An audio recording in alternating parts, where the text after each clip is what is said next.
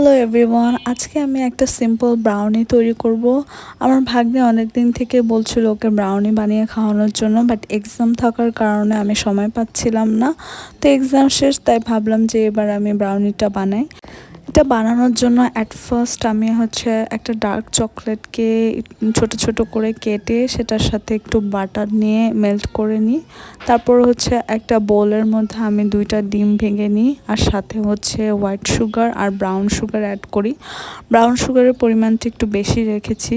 দেন একটা এগ হুইক্সের সাহায্যে আমি সুগার আর ডিমগুলোকে একটু মিশিয়ে নিব। তারপরে আমি একটা বিটার মেশিনের সাহায্যে এগুলো একদম হাই স্পিডে কিছুক্ষণ বিট করে নিই।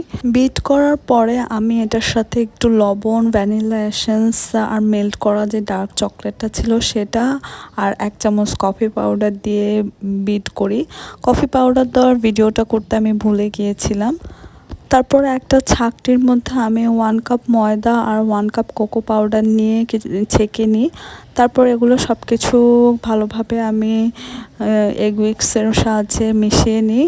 তারপর একটা স্কোয়ার শেপের মোল্ডের মধ্যে আমি এই ব্যাটারটা দিয়ে চুলার মধ্যে 25 মিনিটের মতো বেক করে নিই। ব্রাউনিটা ঠান্ডা হওয়ার পরে আমি একটা প্লেটে নিয়ে সেটাকে ফ্রিজে রেখে দিই 10 থেকে 15 মিনিটের মতো। 10 থেকে 15 মিনিট পরে আমি এটা উপরে একটু ডার্ক চকলেট আর সাইডে একটু বাদাম দিয়ে এটা ডেকোরেশন করে নিই।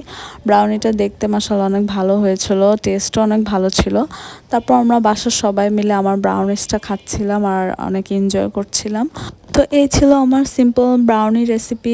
আল্লাহ হাফেজ সবাইকে।